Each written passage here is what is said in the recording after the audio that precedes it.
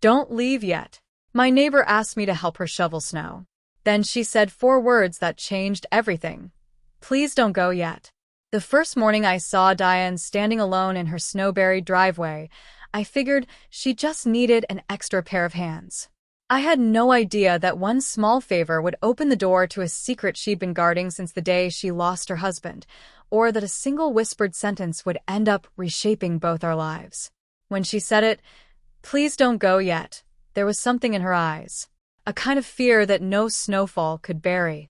If you believe people deserve second chances, that kindness, hope, and quiet acts of grace still matter.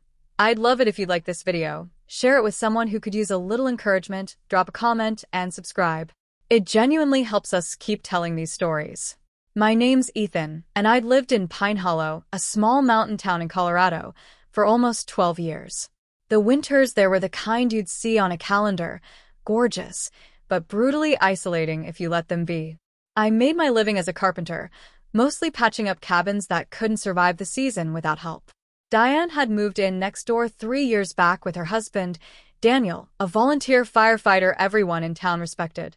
He was the guy who never thought twice about showing up when someone needed him. Then one night, driving home after helping stranded motorists through a storm, his heart gave out behind the wheel. The truck rolled gently into a ditch. By the time anyone reached him, he was already gone. After the funeral, Diane sort of faded. She'd still wave, still manage a polite smile, but the laugh was gone. No more lights on the porch at Christmas. No flowers in the window boxes. Her curtains stayed shut most days. We told ourselves it was just grief, and grief takes time. Then came the heaviest snow the town had seen in a decade. I'd already cleared my own driveway when I spotted her out there, fighting a shovel that looked bigger than she was. I walked over without really deciding to. We worked in silence for the better part of an hour, just the sound of metal scraping pavement. When we finally finished, I leaned on the shovel and told her to enjoy the rest of her day. That's when she stepped closer. "Please don't go yet." It wasn't dramatic. It was quiet, almost brittle, like she was asking me to help her hold on to something before it slipped away entirely. She invited me in for coffee. The house felt suspended in time. Daniel's boots were still by the door. His cap still hung on its hook. Every photo sat exactly where it had always been. Diane admitted she hadn't let anyone inside since the funeral. Moving even one thing felt like giving up on him for good. As the light faded outside, she finally told me why she'd really asked me to stay.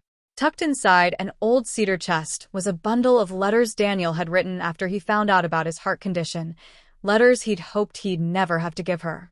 They weren't goodbyes. They were instructions for how to keep living without him. She'd been too scared to open them alone. With her eyes wet, she asked if I'd just sit with her while she read the first one.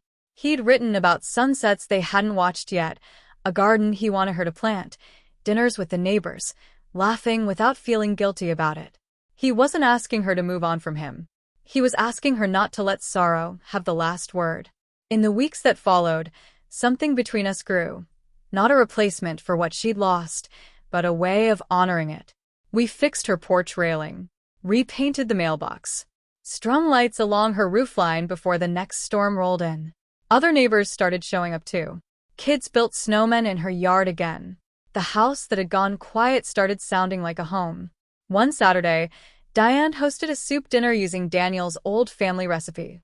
Half the neighborhood turned up with bread and desserts and warm hellos. Watching everyone crowd into that kitchen, I understood something. Grief had shut her away, but kindness had quietly built a way back in. By the time spring melted the last of the snow, we'd planted flowers right where Daniel had always meant to build a garden. Looking at them bloom, Diane said something I don't think she believed she'd ever say again, that she wasn't leaving him behind. She was carrying him forward. If this story landed with you even a little, it'd mean a lot if you liked it, shared it with someone, and subscribed for more stories like this one. And before you go, tell us in the comments about someone whose kindness got you through a hard season.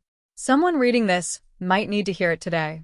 Watching Diane smile in that garden under a wide Colorado sky, I finally understood what she'd meant that snowy afternoon. She wasn't asking me to stick around for 5 more minutes.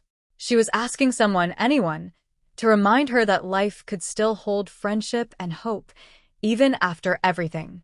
Sometimes the biggest thing you can do for someone isn't some grand gesture. Sometimes it's just refusing to walk away when they need you to stay.